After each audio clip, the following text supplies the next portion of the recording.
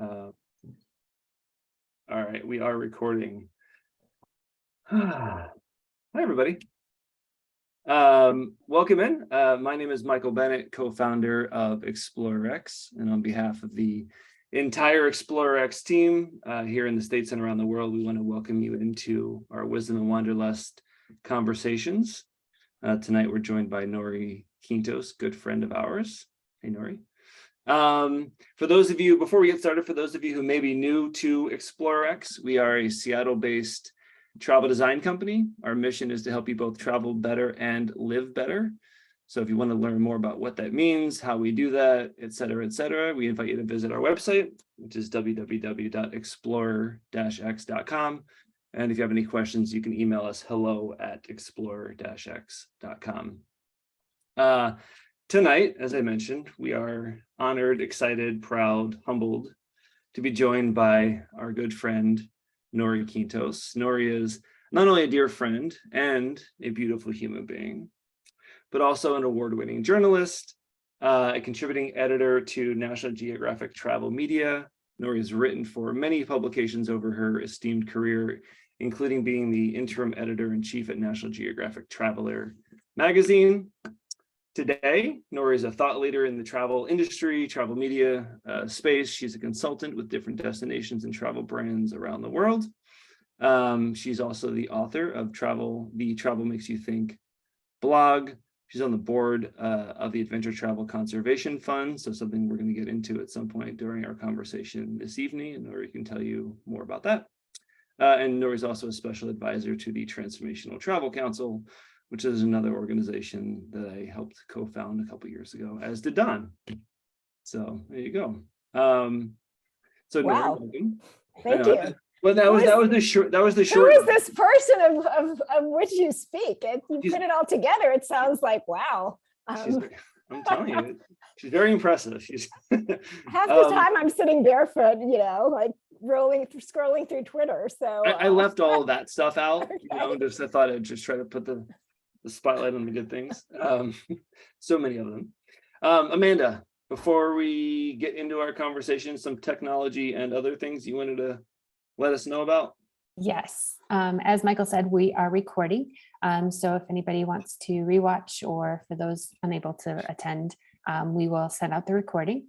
If everybody wouldn't mind staying muted during the conversation, and if you have any questions, just pop them in the chat. We'll monitor that through the conversation and pop in questions that need a quick answer. Otherwise, we'll save those for the end and we'll do a little question and answer period. Perfect. Thanks, Amanda. Yeah. Norie, welcome. And nice to see everybody and some familiar faces and familiar names. So hi, I feel like I'm among friends. 100% you are. Now you and I have chatted a little bit over the past couple of years, but maybe a good place to start would be to have you kind of catch us up on what you've been up to in the past, I don't know, 2.5 years. What's new and exciting for you?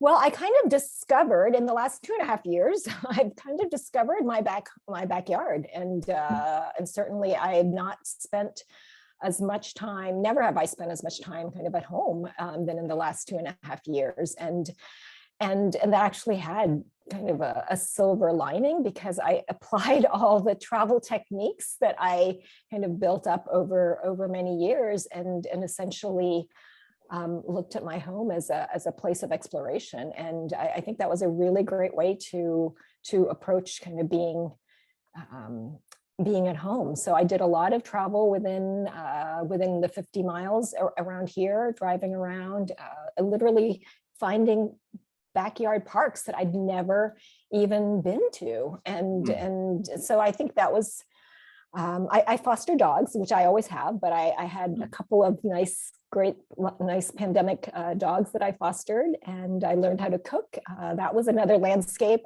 explored my kitchen, which really had been ignored for 2.5 years. And so it really, not to at all make light of what many, the world has gone through. It really was in some ways a silver lining. And so and looking at it in the sense of a traveler in your own area. And so I actually developed kind of an appreciation of this area, and also the larger mid-Atlantic region, which I always kind of neglected because I would always kind of be the first to jump to go someplace else. And so just discovered the beauty of this area. And here right now, right outside Washington, D.C., it's actually, we're having a beautiful fall. I know you aren't out there out west right now.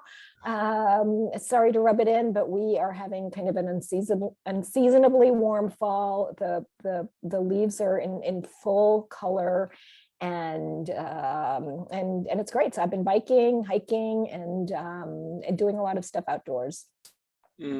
What have you mentioned a couple things, but anything particularly profound that you've learned about the area around you within the 50 miles, or learned from exploring those areas about yourself or otherwise? You know, we have a lot of national parks in this area, and I kind of look to the Western national parks. They're so amazing and beautiful, but we have some great parks and great national parks here, actually. So there's the Shenandoah National Park, there's Great Falls. Washington, D.C., the mall actually is a national park, as is Philadelphia. And so discovering that in really my backyard, and finding ways to see it in a way that's very kind of low key, and just popping in to experience something for an afternoon, go for a walk, I think is another kind of discovery. And that we don't have to just, travel doesn't have to be like travel. It can actually be, travel.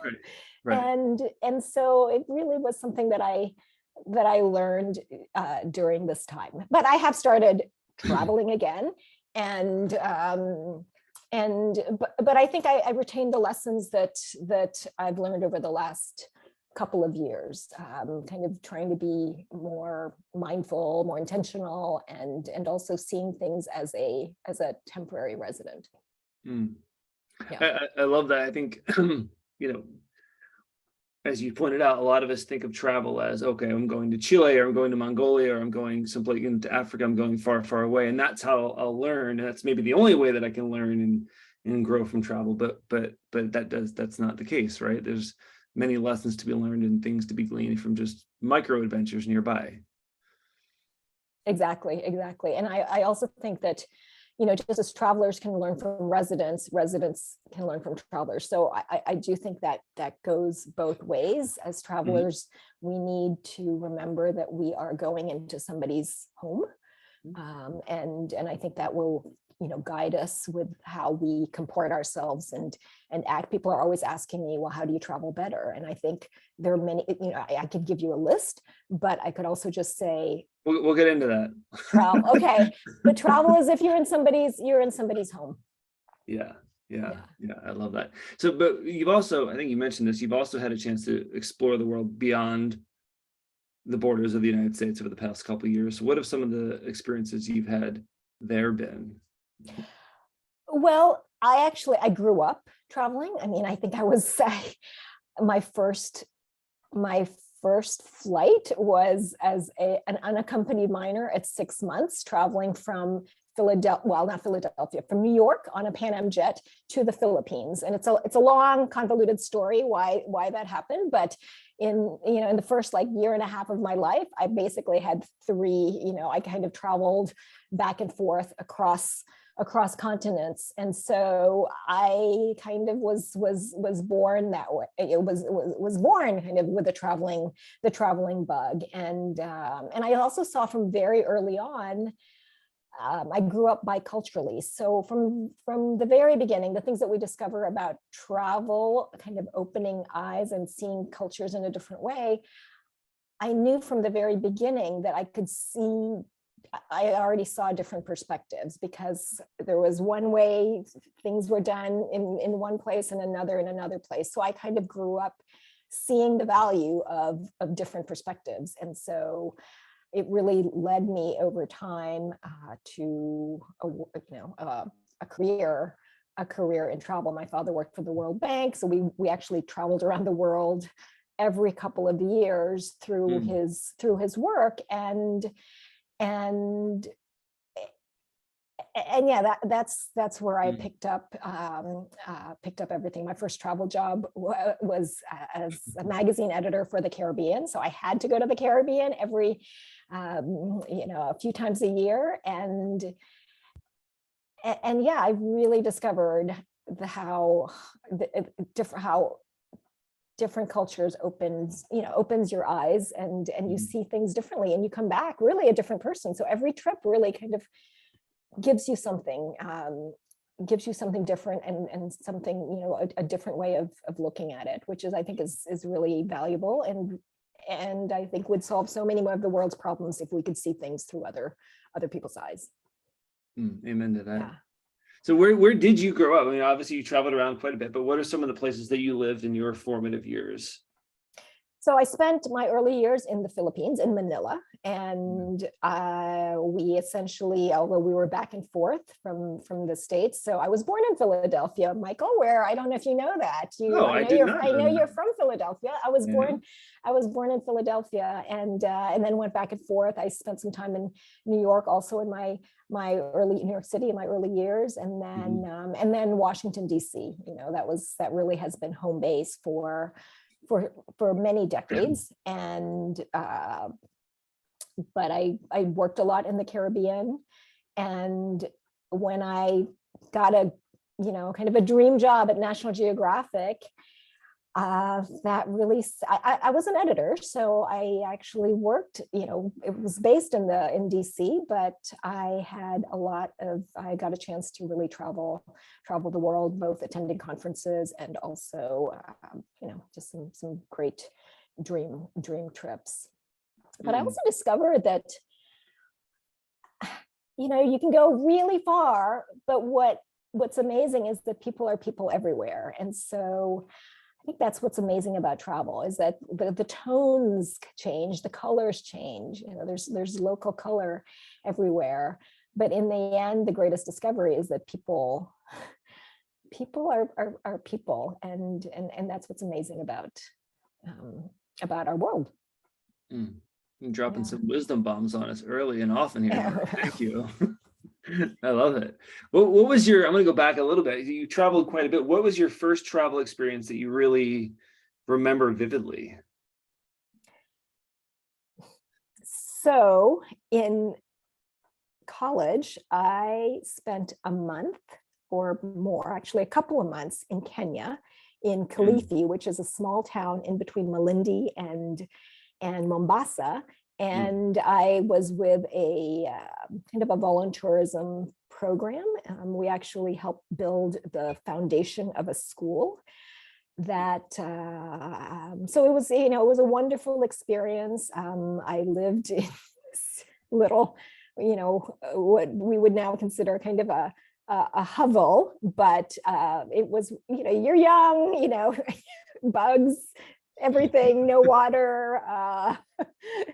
It's all part of the experience, and it really kind of, I wouldn't say it opened my eyes, because I lived in the Philippines, so it wasn't that, but I think it was really just again realizing that people are people everywhere you go. And what was amazing is that, so we built this foundation for a school, and I have since gotten the privilege and the opportunity to go back to Kenya several times, and each time I would somehow find my way back to that school, whether I was with a press group and I kind of made everyone get into the car with me and we'd go find it, or once with my young boys, my sons, to show them where I kind of had some of my formative years. And so I've gotten the opportunity to go back twice, and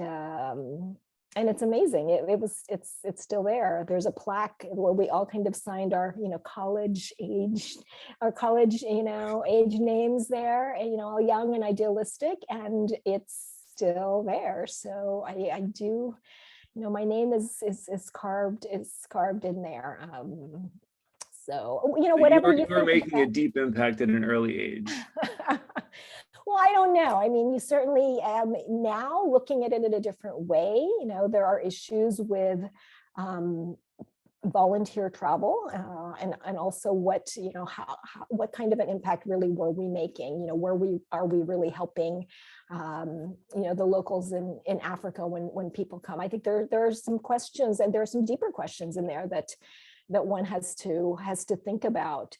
But certainly, I don't know how much I was of help, but it's certainly, the experience certainly benefited me and made me more empathetic and made me see the world better. So I don't know my own impact on others, but it's certainly, the experience had a deep impact on me. Yeah. Lovely. Well, I do want to ask you, jumping around a bit, but what do you see as some of those challenges with volunteerism and some of the theoretically beneficial things that people are trying to do? What are some of the challenges there today? Well, yeah, I'm not an expert. However, I know that in the quest for, Western people to help, sometimes we think we have the answers, and we put those answers on people without necessarily their permission. We think we know better. We think they need money. They think they need this. They need a school, etc. And often volunteers come with incredible, well-meaning and a wish to help and to make a difference.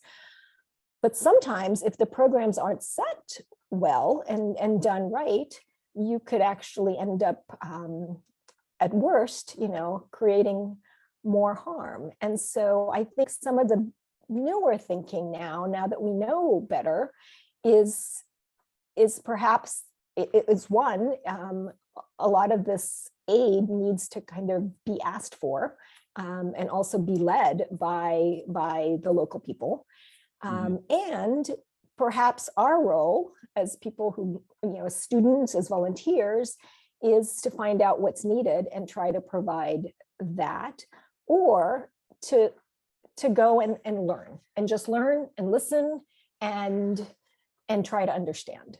And that might be enough, instead of trying to kind of march down there and decide, okay, a school is needed here and we build the school. I don't know whether that school was needed. I do know that it still exists, and it is being used. And so I don't know how much we helped. We were literally trying to mix cement. We were putting, bricks down, laying bricks. So I think that probably could have been done better by people who knew, and others. And so perhaps it was, for us, it was make work. I don't know that. All I know is that I would kind of question a little bit more, find out a little bit more about what you want to do, and question kind of your motives for what you want to do. There, you've heard of the kind of the white savior concept, where people kind of want to help, but it's really more about them than not. And so I would certainly, think about those things before I did something, but it certainly wouldn't stop me from trying to help, but perhaps really it's more about people learning. Sure. Understanding, learning. Yeah. All right. So let's circle back. How did you get into journalism? Obviously you traveled the world, you lived many places as you were growing up. What was it about journalism that really most inspired and excited you? So I was editor of my college yearbook, and kind of oversaw a staff of like 100 students, and we put everything together. And I always enjoy that. I liked writing, etc. I went to the University of Virginia in Charlottesville, and there was no journalism program, which is at the time, and which might have been kind of a natural for me, but I didn't do that. I was actually an African studies major, and I actually thought I wanted to be the first woman Secretary of State, but unfortunately, Madeleine Albright beat me to that. So anyway, that was in my mind. It was always an extracurricular to write and all of that. And at the end of college, my first job was as a newsletter editor for a nonprofit that was doing work in the third world, and which we now call kind of the global South. But this was back in the 90s, I guess. And so at a certain point, I was like, I want to get back to journalism and writing. And the closest thing to being kind of a yearbook editor was probably working for a travel magazine. So I found one about the Caribbean, and it was based in Alexandria, Virginia, which is where I lived naturally. And so that's how I got my start. I started out as an intern. I believe in internships. That's a great way to get your foot in the door. So I was an intern for a summer, and I just wheedled and wangled and worked my way into a full-time job. And I was there for quite a long time. So I did get to travel much of the Caribbean and really had kind of a grand old time. And then you ended up scoring the job that we all think we're going to get, which is working at National Geographic Traveler magazine. So how did that come about? Well, being in DC, so my job at Caribbean Travel and Life finally ended. It was a wonderful job, but it got sold to another company, and everybody had to move or commit to moving, and I wasn't quite ready to do that at the time. I was a single mom with two very young kids, and so I actually didn't want to move, and so I kind of was looking around, and through contacts, I found out that there was a job available at Nat Geo. And so I interviewed for that, and I got a job as the first consumer news editor. So I started in a consumer news section. At the time, it's this idea of news you can use. The travel was not really being covered as news or as consumer news. It was all kind of long form narrative and all of that, which of course we all love now, but that was all there was. And so, how to travel, when to travel, the nuts and bolts about traveling weren't really being covered. And so I started that section for National Geographic Traveler magazine. Yeah. And you were there for a couple of years, huh? A couple of decades might be better said, but yeah, let's say a couple of years. And I'm still attached. Nat Geo has gone through a lot. It's been through, a Fox buyout, a Disney buyout, and so it's been through a lot, and there's been a lot of staff changes. But I am still a contributing editor, no longer on staff, but a contributor to the stories that I do. Yeah, so I've done some special projects, editing books, writing articles, and speaking sometimes for the institution, which is a great, certainly a great thing. And a lot of that work can be found on your website, if I'm correct. Yes. Right, Thank so you. We'll make sure we include a link to your website, your blog, and all the other things later. So you've traveled. I mean, do you have a country count? I hate to ask that question. I feel like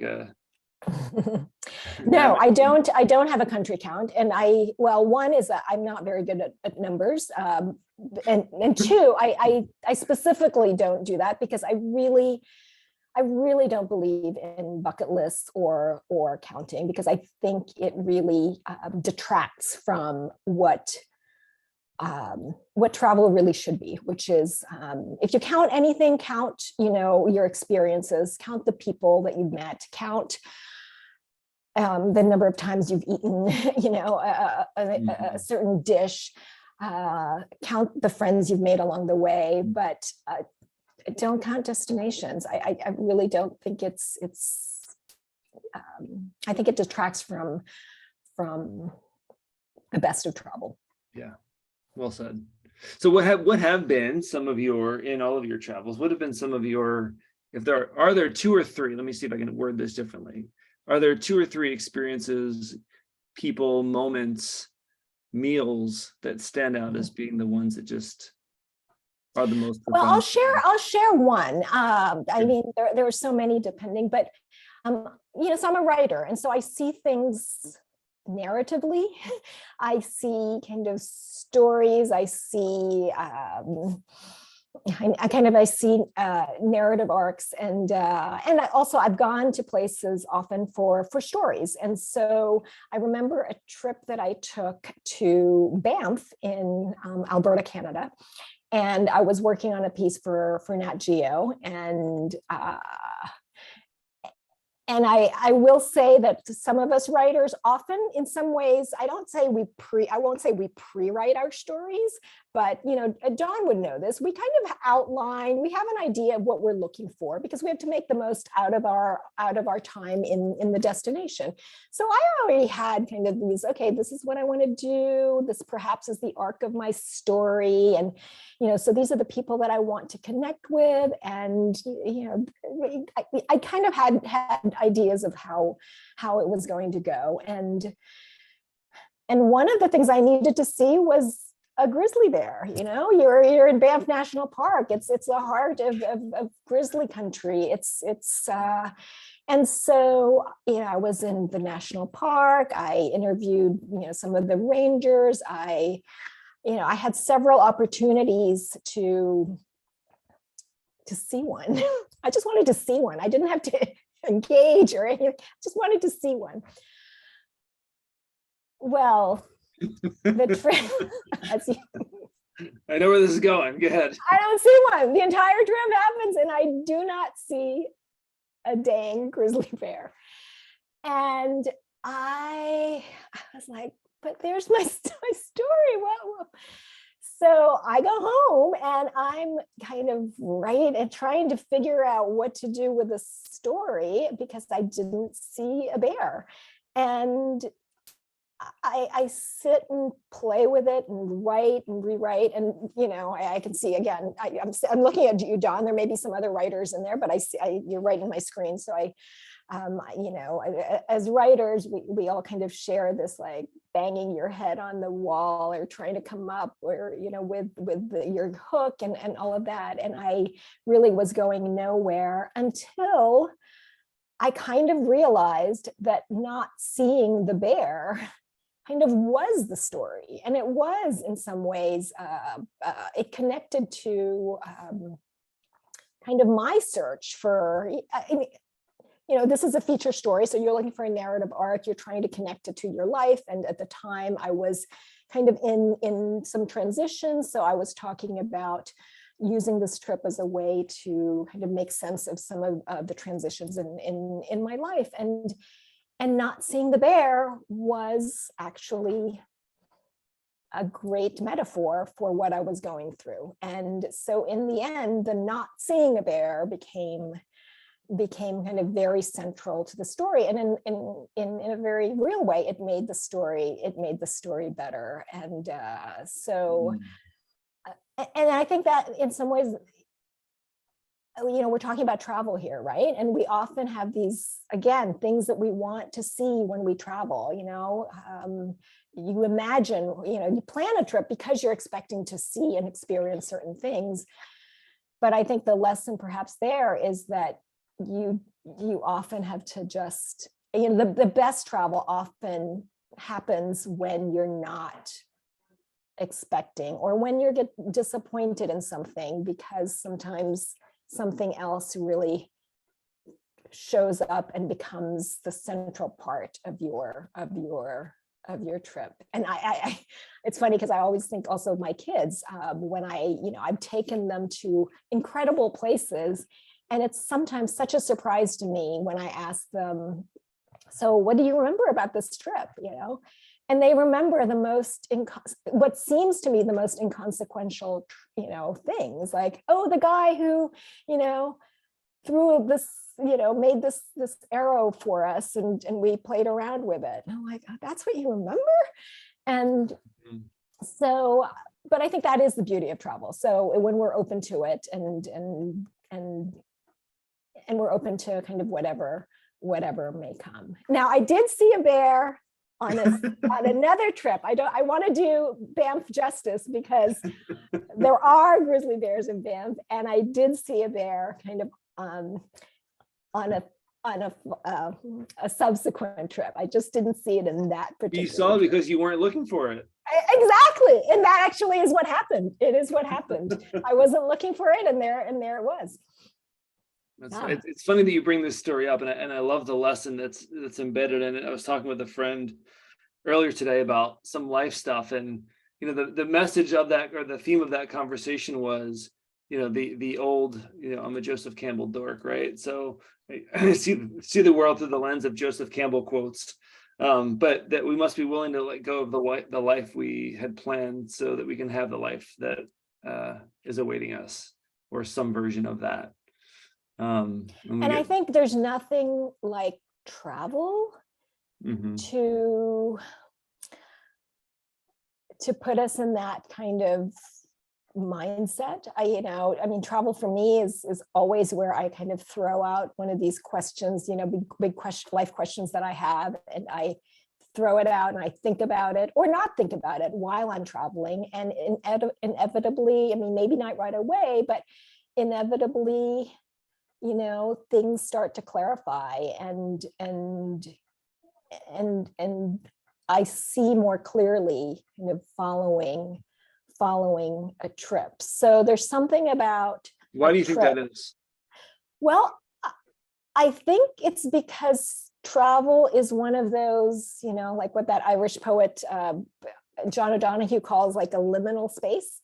It's these spaces that are transitional, and and put us in kind of a threshold, and it's a space that's not where we normally are, and we're normally surrounded by the things that just kind of keep us in our old space. And so it's a space where you can kind of see differently, or have the potential to see differently.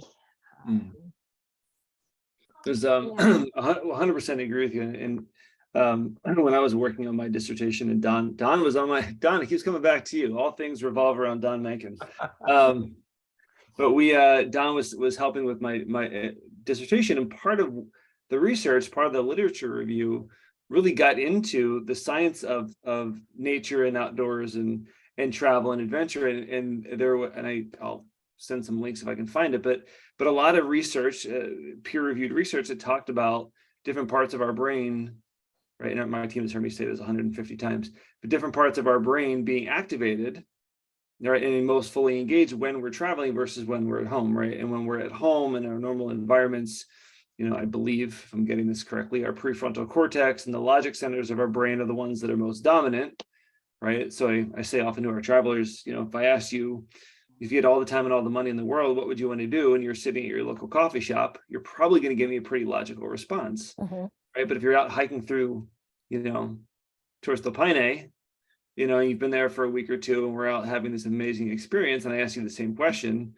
right? The parts of your brain that are most closely associated with creativity and imagination and all of that stuff are lighting up, and the response that you might give in that moment is probably wildly different and probably more closely aligned to the truth than the answer you'd give at home. Exactly. So that is, the scientific explanation for something that we travelers feel all the time, and sense all the time. And so oftentimes we can't put our finger or can't articulate why travel can feel so good or different or creative or amazing. And science has actually now been able to show us what exactly happens in our brains when we are on the travel, the travel drug. The other thing I like about travel is that it's always been a place for me to test out aspects of my personality that I want to nurture, but I'm a little, that it may not come naturally to me, but I want to develop, but I'm too kind of afraid to do it in my own, circle with my peeps. But when you travel, you're with other people, you're in a different environment, And so you can kind of play around with a different Norie.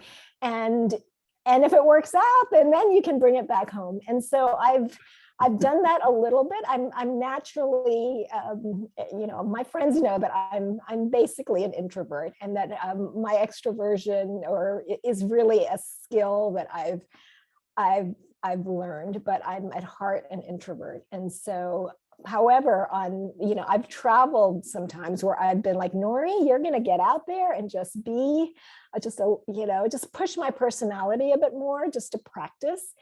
And it's a great place to do it, because if you go overboard, or if you think, you say something, you're like, oh no, that didn't quite work, you can. Right. So it's in some ways, it's a safe place to play around different aspects of your personality. Not to mention just be more adventurous. I mean, for many people, travel is it's where I first learned how to scuba dive, or I first got on a zip line, where those kinds of things. And so that makes total sense. But it also is a place, I think, where you can play around with parts of you that you may want to develop, but are maybe too afraid to do it in your own home turf. Have you done that and then actually come home and begun to integrate some of those new attitudes, approaches, or mindsets into your life at home? Well, I will say I didn't grow up camping. I did not grow up really, soil, the outdoors, dirt. That really wasn't me. But it wasn't until kind of some camping trips and group trips, like supported camping trips. I did not grow up camping. So my first time really camping was with a group in Maine, where people kind of did all the work for me, because I really needed that level of support. And it's taking, and you and I have been in some of the same adventure travel conferences, Dawn as well. Dawn and I shared quite a memorable kayaking experience. And so that aspect, that adventuresome, that, kind of a little pushing the boundaries, more physical challenges, all that has been developed through my travels. And I will say that at this point, it is part of who I am. And it's a part of me that I'm now a hiker, a cyclist. I do a lot of things outdoors. I still need help camping. And I still like to wash my hands after, I can't say I love dirt still, but I can get dirty. I can get down and dirty a bit more than I did before. So yeah, no, a lot of that has been developed through some of my travels. I love it. I love it. We could do this for a very, very long time. I want to honor the time that we've got left. We got 15 minutes. I have a couple specific questions I want to ask you about. I want to make sure there's a few minutes for anyone else who has any questions for you. So you hinted at these next two questions early on. First one, in no particular order, how has travel changed over the last, so many years? Well, I'm not going to go all the way back, really, but I think we now know more about travel's impact. Or, maybe not travel, but more tourism's impact on our environment and the planet that we didn't before. And so we now have a responsibility to make sure that the way we travel doesn't have that impact. And in fact, beyond not having a negative impact, that would actually can have a positive impact.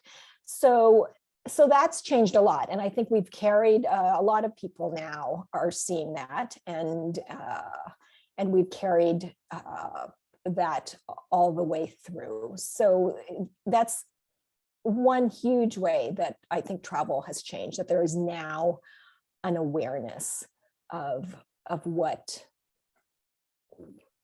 degradation, certain kinds of mass travel has had in the past, over tourism, things like that, and there's a much better, we have a much better understanding of that, and we can do something about it, and that the window for doing something about it is actually starting to close. So that's a huge change. Sure. Yeah, 100%. I want to very quickly add to that I think that the way that, and this is a lot of the work that we do with ExploreX, and in addition to supporting sustainability and efforts like that, is to also, we like to think that travelers are also recognizing the positive impact that travel can have on their own lives, and then as a consequence, the impact that they can then have on their communities and the world at large when they get home, as well, right? And so that's a lot of the work that we do, a lot of the work that the Transformational Travel Council does, is to not only support conservation efforts and sustainability, but also invite and challenge travelers to take some and extract lessons learned and things that they can do when they get home to make a more positive impact when they get back. And it's very important work that you're doing. And the other thing that I will mention is that you don't lose anything by traveling in a way that's better for people, places, and the planet. You're not sacrificing anything. You don't have to sacrifice fun. You don't have to sacrifice luxury. You don't even have to spend more money necessarily for it. It can be done in a way where you can get that and so I think sometimes it's put out there as if, okay, well, I'll do good, but it somehow won't be as fun or as interesting or as comfortable or as luxurious. And that's really not the case. There's all sorts of travel that is positive, where you don't have to sacrifice a thing, really. And not only that, I would argue that oftentimes, and when done well, it can have a deeper and more positive impact on your overall experience, right? So it actually amplifies the experience, right? Not detracts from it. Exactly. Yes. So, Yeah, that's a good point. You mentioned that you have a list of how to travel, things of how to travel better. Oh, you actually do have a list. Like, you're right. I just got saying earlier that if you want a list, I'll find you a list. Well, well, yes, and I mean, I would, if there was one element or one item on that list that you would highlight as sort of your go-to travel practice to travel better, what might that be? One is, well, I think a lot of it is awareness, because every trip is different, right? And so, and one can always do things incrementally better. I mean, I could say, don't take photos with, vulnerable children and wild animals, carry a reusable bottle. Those are all things that you can see. You can look for other lists, and those are all great things. But I also think that sometimes not having a list and just kind of being, coming up with your own list, if you have the overall consciousness and guidance. And I think one of the things to keep in mind is that not everyone in the world is able to travel or travels. And so we really, those of us who do travel, really are a privileged bunch, because the majority of the world doesn't travel or doesn't travel very far. And then of course we're a privileged bunch, and we certainly emit carbon to do it. And so if you do travel, and I'm not saying don't at all, I'm saying know your privilege and see what you can do to mitigate some of the, or all of the harm that you may be putting. So one, make your travel worth it. I'm a huge advocate for slowing and extending your travel. like whoever has come back from a vacation and said, oh, I wish I spent less time. We always say, I wish I spent more. I wish I spent more. So add 2 weeks to your trip, add a week to your trip, add 2 days to your trip, because that, that extends your stay. It also extends it reduces your carbon impact. And it also, if you spend it with the right places, you are leaving more money in the local destination. And the other thing about kind of slowing your travel down is that it's richer that way. You're, yes, you're seeing some of the big highlights, but you're also kind of finding a local cafeteria to spend your time and work there. And you're visiting places in the off season or in kind of off times. Slowing your trip down allows you to do that. And the other thing is, I think it touches on something that we all kind of are looking for. It's this idea of, going from tourist to traveler to temporary resident. And so I think that's a continuum, right? And so the longer you stay, the more you're traveling on that path. I love it. Well, and you mentioned before, the importance of open time and open space, right? And the spontaneity. And that's where so much of the goodness of travel comes in. And if we spend too much time bouncing around, then we don't leave space for the unplanned, right? Which is oftentimes where the lessons and the moments and the experiences that we'll remember forever lie. Yeah, my next trip is actually head over to your side of the country, and I'll be spending a month. So I had to go to San Francisco and Seattle, so I've kind of ganged those 2 trips together. So I'll be 1 flight segment less than what I normally would have done. So I'm flying out to San Francisco, spending 2.5 weeks there. Flying to Seattle. I'm hoping to see you, Michael, and spending a week and a half there before flying back. And so, and then working from there. And again, I do realize that not everybody can work from wherever, but I can. And so it's one way for me to kind of extend. But everyone can add 1 or 2 days or more to a trip. So. Yeah, I agreed. All right. I don't know, there's like 8 things I want to ask you, but I'll try to ask you 1, 2. After all of your travels, after all of your experiences, if you can get into a time machine and go back and have a conversation with your 18-year-old or 21-year-old self, what piece of advice would you give yourself?